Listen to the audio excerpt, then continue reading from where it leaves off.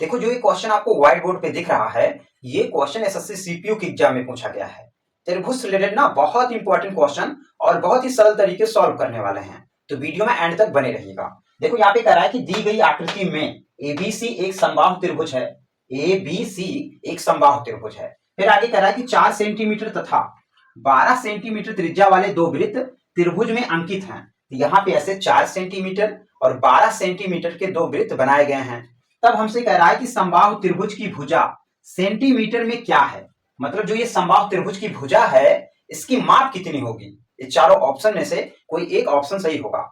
देखो अगर आपको समबाहु त्रिभुज की भुजा की माप निकालना है तो एक तो फॉर्मूला होता है, वो बहुत इंपॉर्टेंट है। देखो यहाँ पे मैं ऐसे लिख रहा हूं, समबाहु समबाहु त्रिभुज समबाहु त्रिभुज की ऊंचाई ऊंचाई ज्ञात करने का फॉर्मूला होता है √3/2 गुणे भुजा।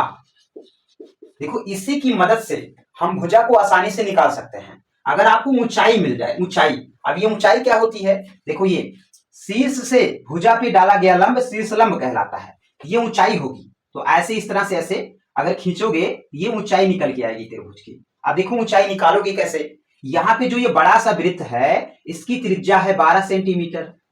तो अगर मैं त्रिज्या को ऐसे व्यास में कन्वर्ट कर दूं तो कोई दिक्कत होगी।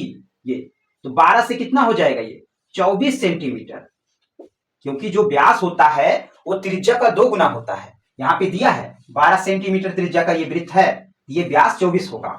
आप देखो छोटा वाला वृत्त, इसकी त्रिज्या जो है 4 है, इसकी त्रिज्या 4 है, ठीक है।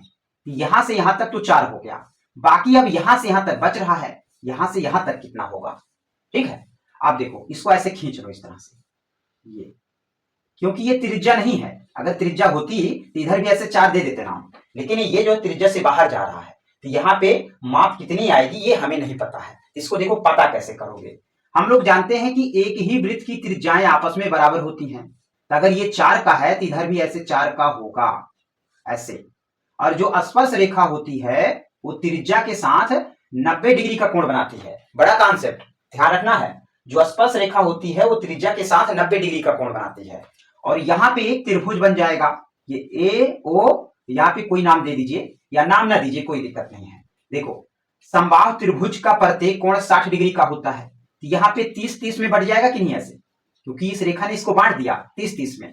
और हम लोग एक फॉर्मूला जानते हैं, साइन थीटा बराबर होता है लंब, थीटा के सामने वाला लंब लंब और बटा 90 डिग्री के सामने वाला कर्ण, ऐसे कर्ण हो जाएगा, साइन थीटा बराबर लंब बटा कर्ण। अब देखो साइन 30 डिग्री का मान 1/2 होता है और बराबर ये 4/AO, इधर जाएगा इधर जाएगा तो AO बराबर हो जाएगा 4 दूनी 8।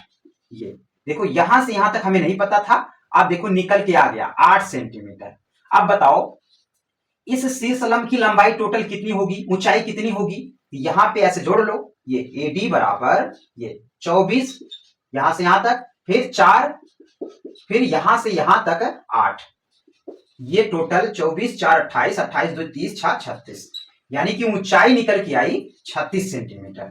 अब यहीं पे रख दो, आसानी से आंसर मिल जाएगा। तो अब इसको जो है यहाँ पे लिखेंगे, ऐसे लिखेंगे 36 बराबर √3/2 और गुणे ये भुजा, ठीक है।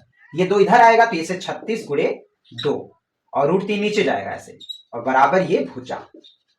अब यहाँ पे हम परमेयीकरण करेंगे, ऐसे लिखेंगे 36 गुणे 2 बटा √3 गुणे √3 बटा √3 और बराबर ये भुजा, ठीक है। यहाँ पे ऐसे लिख देंगे 36 गुणे 2 गुणे √3, नीचे √3 का √3 से गुणा होगा तो 3 हो जाएगा ये और बराबर इधर ऐसे भुजा, ठीक है। 3 से 36 को काटो, 12 तिहाई 36 होता है, ठीक है, ये और बराबर ये भुजा। यहाँ पे भुजा की माप निकल के आएगी 12 दूनी 24, 24 √3 सेंटीमीटर। देखो कितना आसान तरीके से हो गया, इसको अच्छे से दिमाग में बैठा लीजिए, क्योंकि इस टाइप के क्वेश्चन एग्जाम में पूछे ही पूछे जाएंगे। और अगर वीडियो अच्छा लगा हो तो लाइक शेयर जरूर करें।